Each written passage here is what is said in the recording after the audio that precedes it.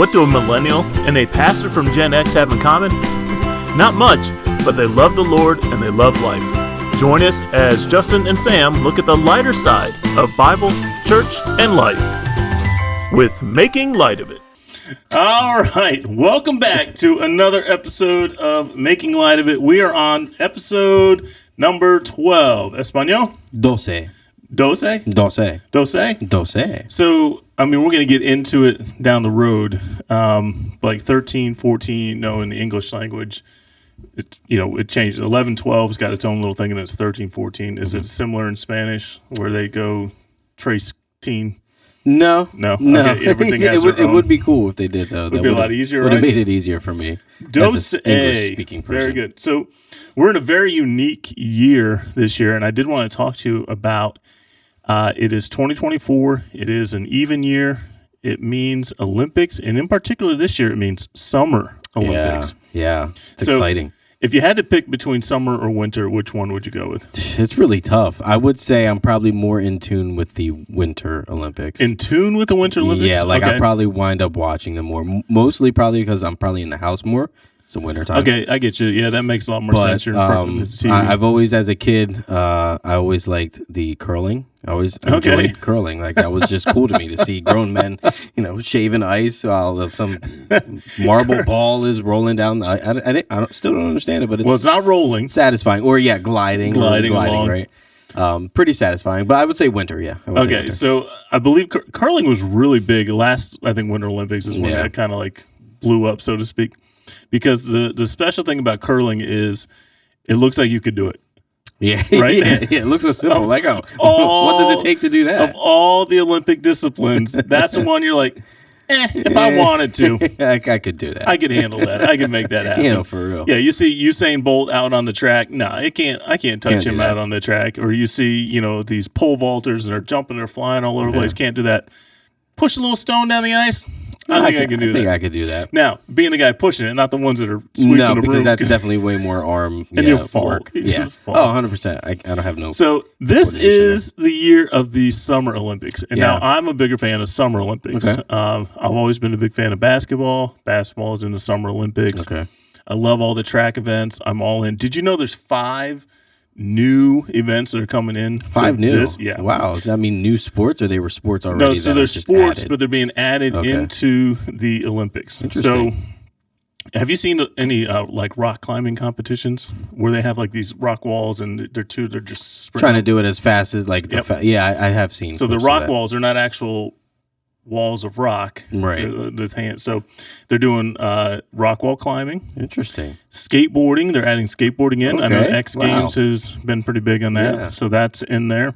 Surfing, okay. All those had taken place previously, but now they're going to be like bigger now. Okay. And this year, brand new coming in is breakdancing. Breakdancing. Wow. Where was this when my dad was a teenager? I can't imagine, like, do they have like the special cardboard or anything like that? Like, they got to do it old school. Just bring out the TV box. It makes no sense. Yeah, bring out the TV box. Breakdancing. They got the little hat on there. Yeah, I think I would tune into that just to see how they go about it. Like, what is their scoring? Right. Well, we're not going to be able to understand the scoring. No, that's just the way it is. We could try to learn it. Another thing I love about Summer Olympics, I love like beach volleyball, the 2v2. Man. And volleyball's exciting. The women and the men volleyball teams tend to dominate. Yeah, we got good teams. It's very cool. Brazil out there's got really good teams. All the summery weather, warm weather countries tend to do pretty well in those things. As much as a Winter Olympics guy I am, I'm definitely going for Summer Olympics though, because a friend, Rachel Bernhardt, is actually she's trying out. You got a local? Yeah, Rachel Bernhardt went to Violin High School with her. I did hear that name recently. I think I play pickleball with her grandmom or something like that. I think. Very cool. I don't want to offend with your grandmother. Like with the connection. It might be aunt or niece or whatever. Your family member, but a family member I play who mentioned something like that. Yeah, she's outstanding at what she does. So, do you know what she does? You know what discipline she does? I think she swims. Yeah, she swims. Okay, but I know there's different like strokes and stuff like that. There's a whole bunch of different strokes. Is it the butterfly? No, it's not the butterfly. It's the hardest one. It's the hardest one. Breaststroke, like the. Oh, see, that was going to be my first one. Like, okay, I knew it was a B. Yeah, you had it. Yeah, that's tough. But shout out to her. Nuts. She's outstanding at Let's go. at So that, Violin? Did you go to school with her? Yeah, Violin High School. Same graduating year. This is her last chance to make the team, right? I mean, realistically speaking. Realistically speaking, All right, let's go. What's her name? Rachel. Go Rachel. Go Rachel. We'll tag you in this and make it happen. So one thing that I find to be really fascinating about the Olympics, and I think was a cool element, is like the whole country is rooting together. And it's one of the few times where you can get everyone to be on the same side and rooting for the same thing. So, everybody USA. Everyone's USA. Like we're all in. Even the dogs, they got PetSmart. That PetSmart has Olympic themed toys. Like I was tempted. I was tempted. So just because they give them a toy doesn't mean the dogs will be rooting for them. They're woofing for them. Okay. You're like, even the pets are in it, man. Listen, I'm going home and I'll ask my dog. I say, did you know the Olympics are coming up? I guarantee you he's either just going to look at you like, duh, or he'll bark at you. Like, stop talking and rub my belly is what he's going to say. That's exactly what he's going to say. Dad. Right, come on. He's like, come on, let's do that thing. And let's stop talking and take care of this. I need to kick my leg. All right. So apparently the whole country and their pets, are rooting. And we're all on the same side, all rooting for the same thing, which leads us to our food for thought. Okay. Right. You see that segue? See what I did there? Pull that together. So there's a great group out there that I absolutely love called Dude Perfect. You know them? Dude. Okay. So anyone who, if you're not familiar with it, they are basically a YouTube sensation and they do trick shots, or at least that's how they got their start. Right. Trick shots. Now, what's really cool about these guys, they do some crazy, impossible, ridiculous trick shots. You name the sport, you name the ball, they're going to do something ridiculous with it. They'll be the first ones to tell you, we don't always get it on the first shot. Right. They'll tell you that all the time. Yeah. Now, they're not necessarily going to, show all the fails because that's a lot of videos and you don't want it's a lot of fails too, I'm sure. To see all that. But there's a particular guy in there, like there's something to be said about when they make the shot, the excitement and the explosion that they have amongst the five of them, huge thing. Celebrating that moment. And there's one guy that said, like, his tagline is, "Let's go, let's go." Okay. And he goes through. So there was my friend visited me a couple, I guess it would be a summer or two ago, came out and he had his kids with him. And we're shooting hoops out in my front yard. Because that's what we do. I'm cool like that. And so we're shooting, and every time they make a shot, because I'm trying to engage and get myself intertwined in these kids' lives, I made a super big deal about it. Okay. Let's go! And I'm running around to the point where these kids now know me as the Let's Go guy. Let's Go guy. That's great. And I'm thinking, man, what a really cool way to be thought of is that you're the guy that gets excited, throws out words of encouragement, and it makes a big deal about just simple things in life. So to bring that in, I'm like, man, shouldn't all believers be known as Let's Go people? Right. Like they're just perpetual encouragers, constantly pushing other people to be the best that they can be. Imagine that world. I mean, unfortunately, the stigma that most believers have is they're just negative. Right. I'll say negative Nelly. I can't say negative Nancy because my mother-in-law's name is Nancy, and I'm not trying to go down that road. She might not be appreciative of that. Here's the deal. Nancy, if you hear this, hit me up. Let's see if she listens to the podcast. Right. Go that route. Give us your feedback, Nancy. Last episode, I called out my moms. This one, I'm calling out my moms-in-law. So we'll go that route. Moms-in-law. But that's a legit thing. Is most believers walk around like you're like, dude, aren't you supposed to have the joy of the Lord in you? Where is your joy at? Where are you hiding Where is this that joy that you so speak of highly? Why are you frowning all the time? Exactly. Smile, dude. Now, listen, I understand life, and there's a lot of things that come at you. I also know that many things in the world are not conducive to our faith. There's a lot of things that, we should not be encouraging of someone's sin or things that draw us into sin. Yeah. But that aside, believers, we all have to walk in this world together. Mm-hmm. We're all ambassadors. We are in a world that we're not a part of. Mm-hmm. So we should be going out of our way to encourage each other and really push. And that's where this concept of the Olympics come along. We have this world, and we're living in a country that is clearly divided. I mean, you could flip a coin and say pick heads or tails, and they'll be upset that they only have two choices. Right. But that's the We're not doing politics here, but it's like they're so upset over the littlest things. Like, hey, believers, let's lock arms, let's get together and start encouraging each other in these steps and in these processes. Let's go. Let's start making this happen. So I have two verses. One we've shared with before, and I think this is a topic but it's been a while. But the other one is in give me Hebrews chapter 10, verses 24 through 25, and it reads as follows: "And let us consider how to stir up one another to love and good works, not neglecting to meet together, as is the habit of some, but encouraging one another, and all the more as you see the day drawing near." Let us consider how to stir up one another to love and good works. Yeah, like let's think about it. How can we stir up a brother or sister in Christ? How can we encourage them in their personal walk, in their faith, in what they're going through? Like, what is it that they're going through that they need a little encouragement to get through? It doesn't have to be something huge. It could be the littlest thing that can really tie us down sometimes. It's oftentimes is a little things. Yeah. Like it doesn't have to be big. And sometimes it's just self-deprecation. Like, like you just walk through and like, oh, I'm having a rough day, or you just messing around. Sometimes you don't even really need a reason. That's just how I'm feeling today. Like, I don't know that I need encouragement, but I need encouragement. Everybody needs encouragement. Unexpected encouragement is probably the best. And hey, let's even bring it to like the ministry realm, right? The ministers, the pastors and stuff like that. They need encouragement too. They're releasing all of this encouragement as much as possible as they can on their congregates and on their people and helping people's problems when we tend to forget they got problems of their own. It's funny you mention that because I was reading a post today that one of my pastor friends had posted on social media. Said that being a pastor is one of the top 4 most difficult jobs in all the world, and it listed all these things I have to go through. And a lot of it comes down to like our job description as a pastor is so broad and so varied and deals with people. But quite frankly, people are very difficult to deal with.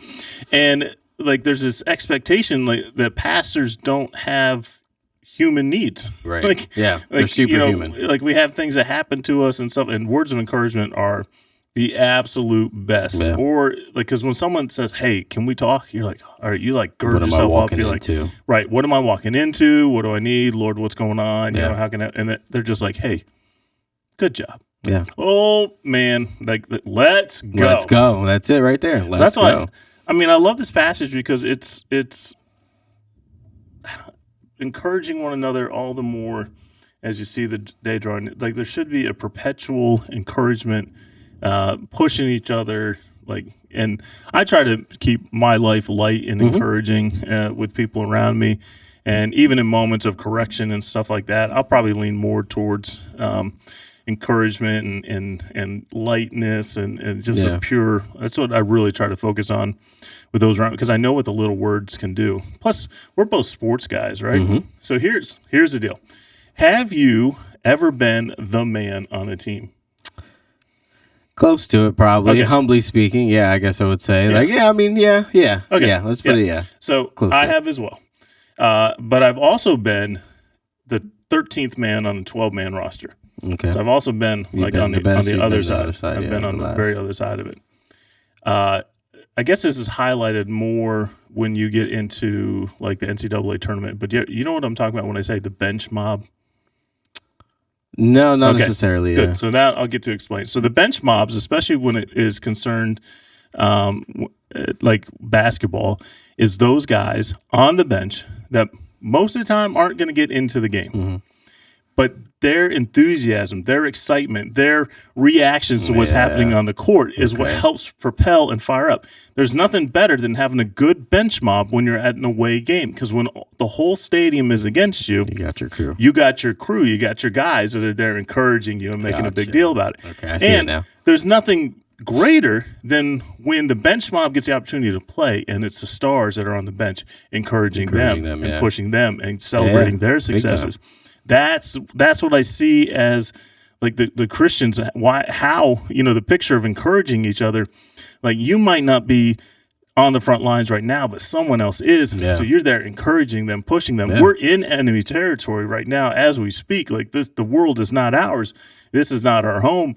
Like we should be pushing and encouraging each other, especially those that are on the front line who need it, and asking them for any assistance that we could possibly give to them. Now, you got anything on that? Yeah, no, I mean, thinking about basketball, I think of it in baseball. It's a similar, Same same thing, thing. yeah. Is when you're up to bat, the team is cheering you on. When you're on the field, cheer on your pitcher. Tell each other what's going on. Keep each other in the loop. Like, yeah, it's the same thing. We're out at the we play softball. We got a church softball league. In case you guys don't know, we're out at the game the other night, and I'm getting ready to go out to bat, and one guy said something to me. So I made this real sarcastic comment.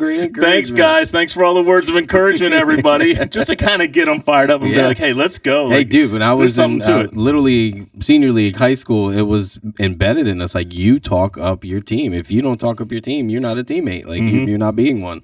And so it's huge. Same thing in our faith life, right? If we're not encouraging each other, are we really playing on the team? And a lot of times we only get to see our, we have church once a week for most people. It's once a week. Maybe you get the opportunity to get together again, or Lord willing, you're in a small group and you can really build and encourage each other there. The small groups are great opportunities for encouragement and pushing and all that.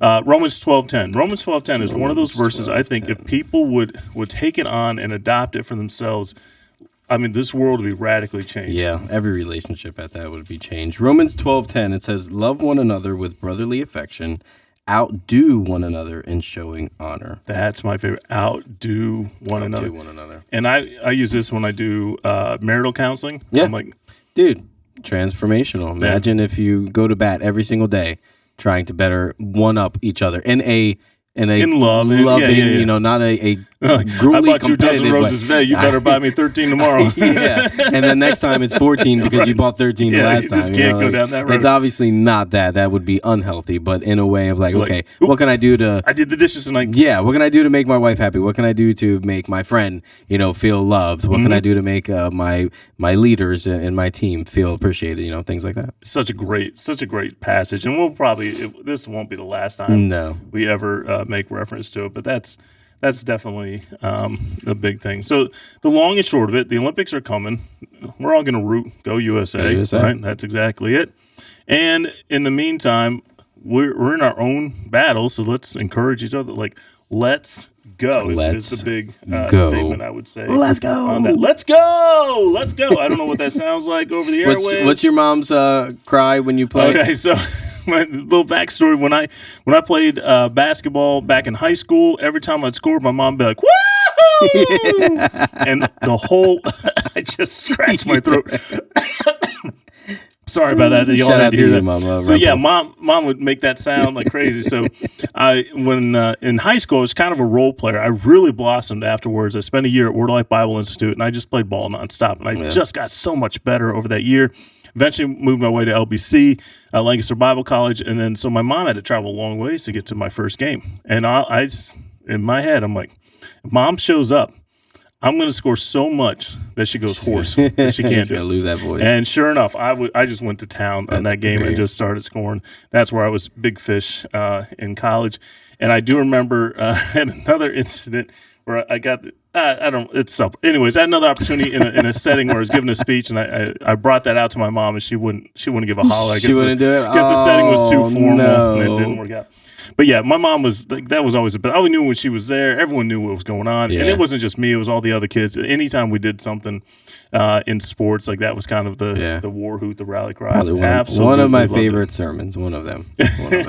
It's good. Yep. Let's go, he says. So let's go. I believe we're going to go right on to the next thing we got going on here. What do we have? So what are we doing? We're spending so much time being nice to each other and encourage each other. I think it's time for a fight. So we are going to do ridiculous debates. Okay. And Mayor Rob has a list of topics there. Hey. And he's going to assign us a debate topic, like something that we have to argue against, and then he impartially, doesn't matter who he loves more, is going to decide who the winner of the debate is. And we'll put this online too, so you at home, you in the car, you in the gym, you at the Giacoboni viewing party, you'll be able to sit down and decide who Hey, I've actually had won a the fair debate. share of practice in pointless debates throughout my life, so I'm ready for This the could be right up challenge. your. All right, Mayor Rob, what is our first debate topic? Our first debate topic is cereal soup. Is cereal soup. All right, so who's debating Yeah, what? what do I get? Justin, I know that you love cereal. Yeah, you Justin better do does this love I was right. about to say soup. You love cereal. I though. love cereal. I'm going to hear your side on this. So is he pro soup or against soup? pro soup? Okay, so you're So debating cereal is is soup to the me. cereal is soup, and I'm going to tell you that cereal is not soup. Okay. All right, since you are his little buddy, you're going to go first. All right, Give me cool. 60 seconds. Cereal is soup. So cereal is soup because whenever I had or have Lipton or any kind of soup, it usually comes out of the pot hot. But this is a different kind of soup. This is a cool soup. You see, when I have the hot soup, I usually wind up putting 3 to 4 ice cubes inside of that soup. Why? Because it's hot. It needs to be cool in order for me to enjoy this at a immediate response or in an immediate timing. So cereal is probably my favorite soup because 1, I don't have to put ice cubes in it. 2, it is soup because it has food inside of a liquid. And 3, it's soup. Like, you just can't get around the fact that it is breakfast soup. It's not lunch soup. It's not dinner. It can be breakfast, lunch, and dinner soup, but it is soup. It is food inside of a liquid, and you don't have to cool it down because it's already cool. Cereal is soup. Love your point number 3. It's soup. It's soup. You need to get a You just can't deny that it's I'm gonna counter this, and I'm probably gonna use most of what you said just to counter I it. use my own words. All right, against first of all, me. no one goes into a store and says, "Hey, I would like to buy the coldest soup that you could possibly have for me." No grown man looks at a bowl of soup and says, "You know what that thing needs? 4 ice cubes. I'm going to cool this thing off and break this thing down." Soup involves a broth, a meat, or a vegetable, something in there that will absorb and take in the nutrients of that gets better because of things that are in there. Cereal. The process of cereal sitting inside the milk, cereal itself gets worse in that milk. It gets soggy. It gets nasty. Try Cinnamon Life. Try pouring milk in that. It is good. I'll tell you this. As a cereal, not a soup, it is good for maybe 10 seconds. Once that milk takes over, and now you're literally eating cardboard, soft cardboard. Cereal is not soup because 1, it's cold. There ain't no cold soups out there. 2, there's no broth, no meat, no vegetable. End of story. Mayor Rob? Captain Crunch, soggy, Soggy. and ruining the not- top of my mouth is the best Not soup. helping the case Best at soup all. ever. All right, Mayor Rob, who won that debate? I'm the judge. This. You're the I'm judge. You gonna got to make great determine who friends won today. that. Matter of fact, we need to ask your mom, Robert. Impartial opinion. All right, based on that conversation, is cereal soup? Yes or no? Yes. You said yes? You said no, it based is on the soup. conversation, not based on what you thought.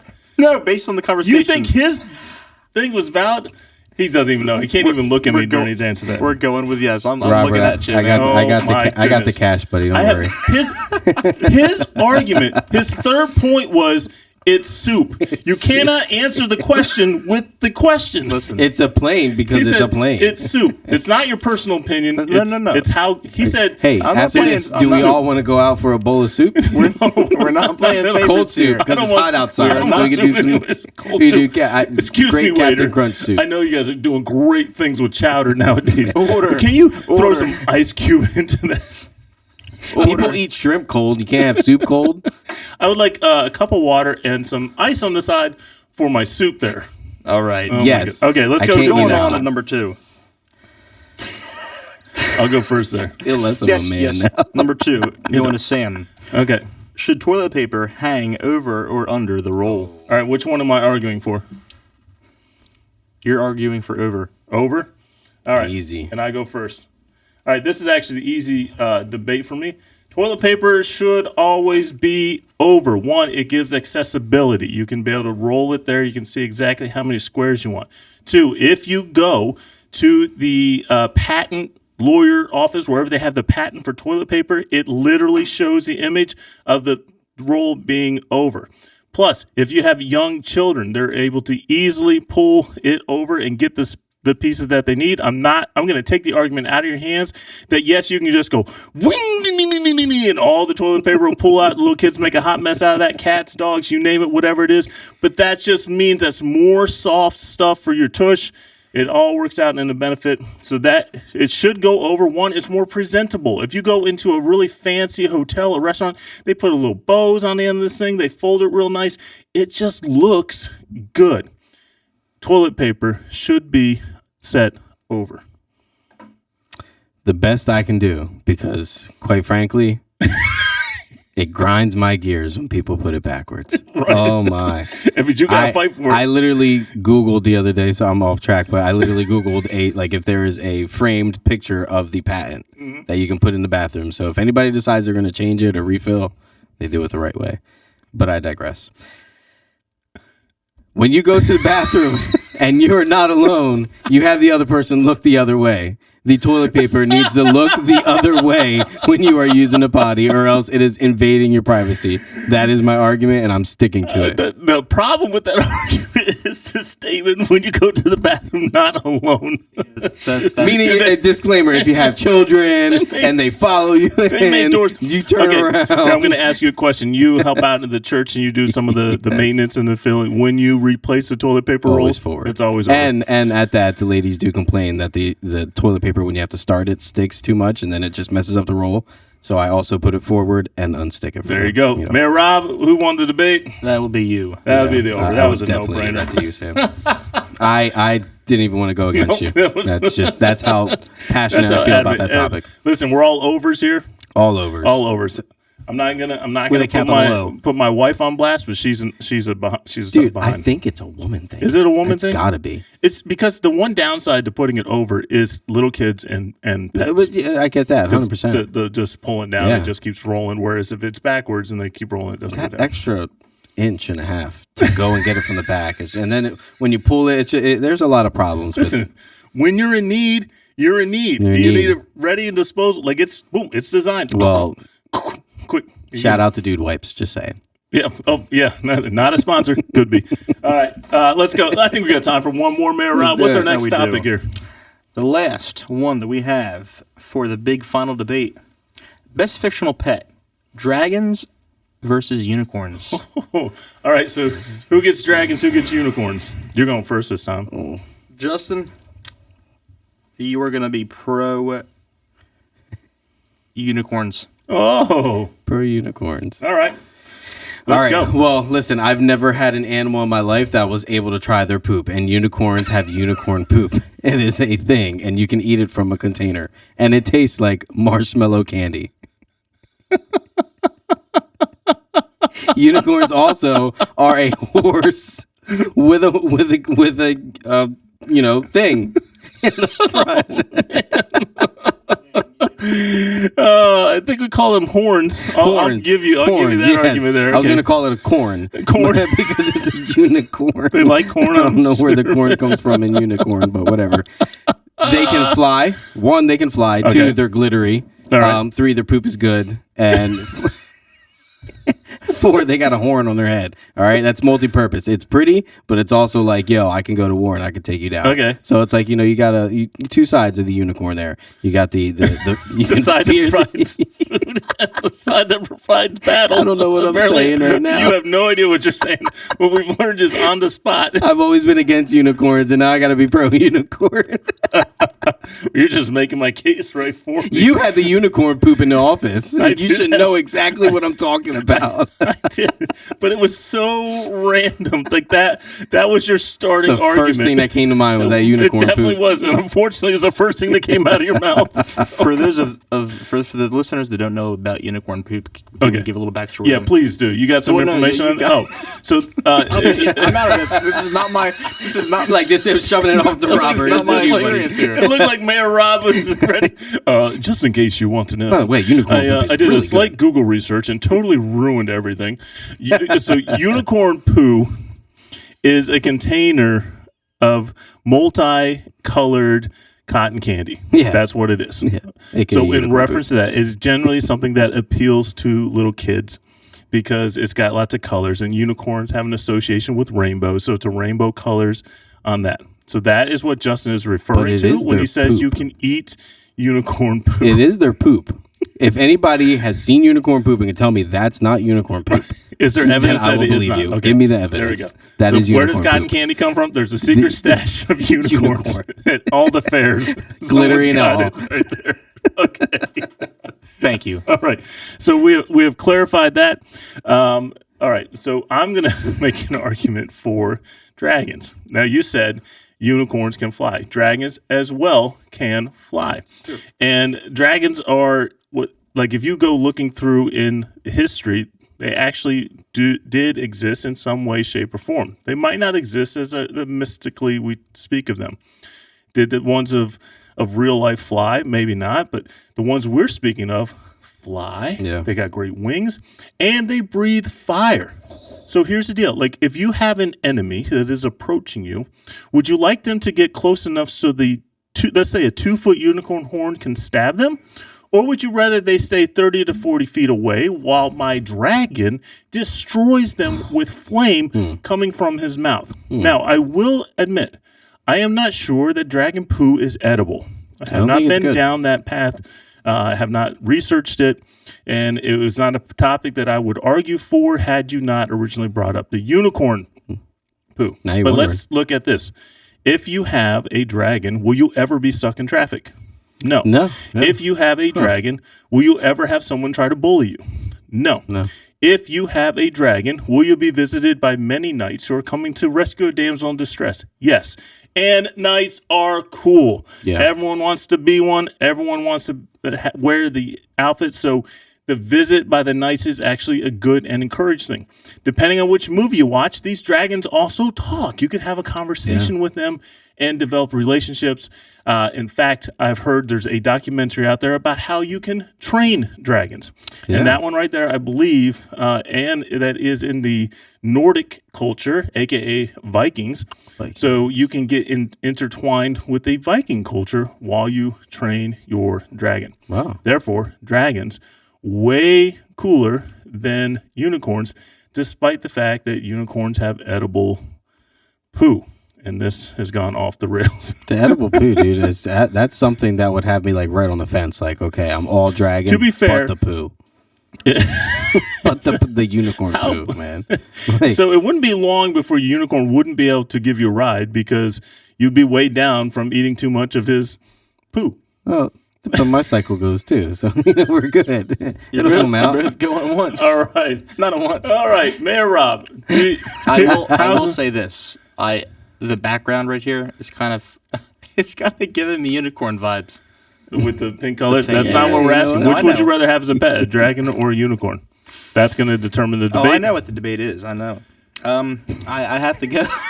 I have to go with dragon. Dragon it is. Yeah, I'm not going to lie. I'm sitting over here like, wow, that sounds a really good argument. Like, I'm over here like, yeah. Yeah, right. Yeah, you're right. Yeah, you're right. You know? All right. Well, I think that's plenty. I think we've exhausted that. And quite frankly, if we keep going, I'm afraid of what's going to come out of our unicorns. All right, Justin, what did you learn? So I learned that you can sell a pencil to an adult butterfly. They got no need for it. They got no fingers. No need, but I'll give them the best number 2 they've ever 100%. had. Not the unicorn number 2. That's the pencil number 2. Great distinction number 2 there. Pencil.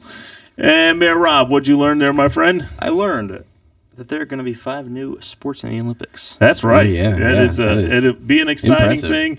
Now, it's not like curling. Like, we're not going to look at breakdancing and think, I could do that. Because, quite frankly, that's where we can't do that. No, not at all. What about you, Sam? I learned that the distinguishing characteristic of the unicorn has nothing to do with the horn, with its majestic mane, nothing to do is like in cheers from your nothing to do with that. It has everything to do with its defecation process. Yeah, and that is.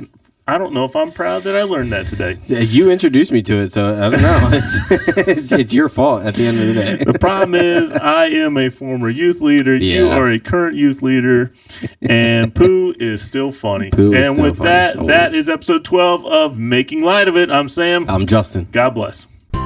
Thanks for listening to another episode of Making Light of It. Please connect with us on Instagram and Facebook.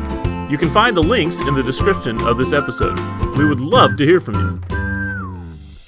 please feel free to email us at makinglightofitpod@gmail.com. And remember to like, share, or subscribe so you'll be notified when the next podcast is uploaded. Thank you, and as always, God bless.